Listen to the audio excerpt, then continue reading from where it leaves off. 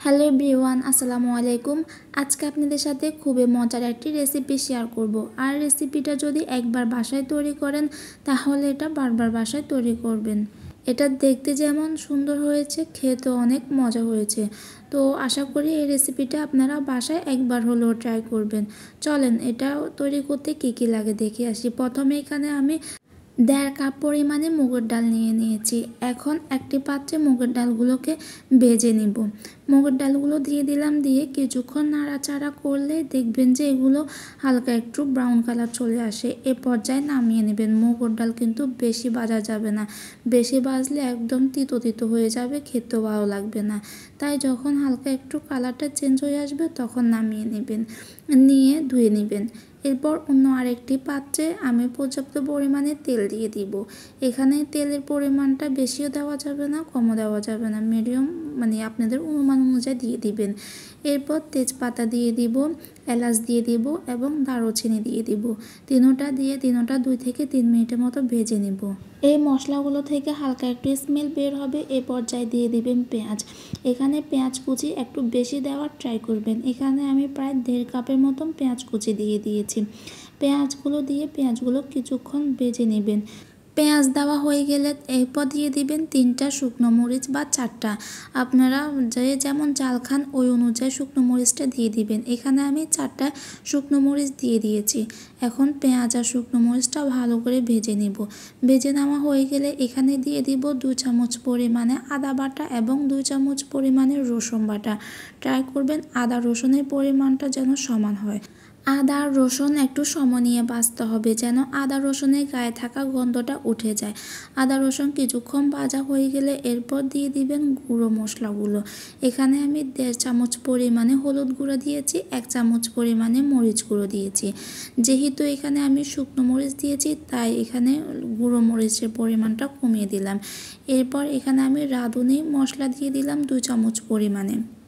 যেহেতু রাঁধুনি মশলার মধ্যে সব থাকে তাই অন্য কোনো মশলা অ্যাড করতেছি না, শুধু রাঁধুনি মশলা দিয়ে পুরো আজকে রান্নাটা শেষ করব।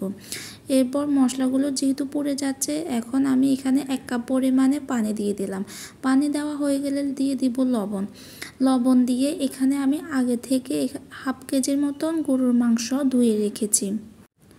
এখানে গরুর হাড়, মাংস, চর্বি সব কিছু আছে, তাই এগুলো একটু ধুয়ে ছোট ছোট করে নিয়ে রেখেছি আগে থেকে।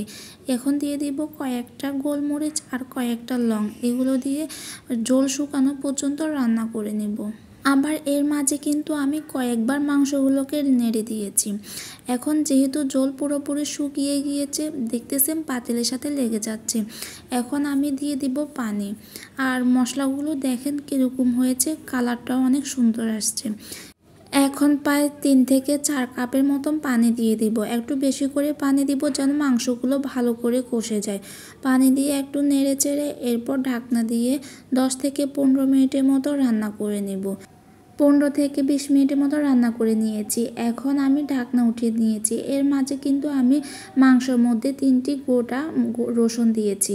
আপনারা দেখতেছেন 3টি গোটা রসুন দিয়েছি। আপনারা এগুলো দিলেও দিতে পারেন, না দিলেও না। এটা আমি শুধুমাত্র নর্মালি দিয়েছি খাওয়ার জন্য। এটাতে মাংসের মধ্যে কোনো স্বাদ বাড়াবেও না, স্বাদ কমাবেও না।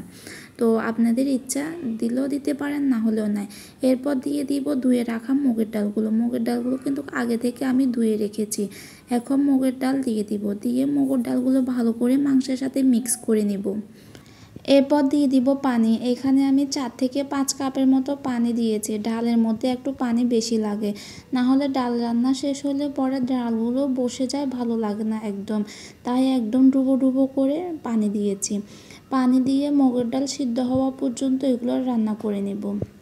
এর মাঝে কিন্তু আমি কয়েকবার ঢাকনা উঠিয়ে নেড়ে চেড়ে দিয়েছি।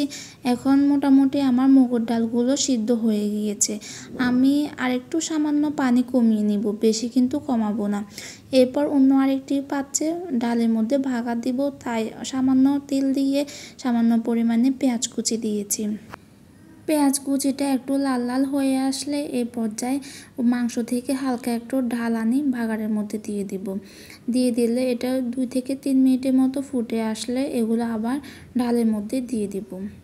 এটা তো আপনাদেরকে নতুন করে শেখানোর মতো কিছুই নেই, সবাই তো জানেন কিভাবে বাগার দিতে হয়। তো সেম ওই প্রসেসে দিয়ে দিবেন, দিয়ে দিলে রান্না কমপ্লিট হয়ে যাবে। আপনারা নিশ্চয়ই আমার সম্পূর্ণ রান্নাটা দেখেছেন আর বুঝতে পেরেছেন যে এই রান্নাটা আমি কতটা ইজি প্রসেসে করেছি। এরকম আমার অন্য রান্নাগুলো দেখতে অবশ্যই আমার চ্যানেলটা সাবস্ক্রাইব করে নেবেন।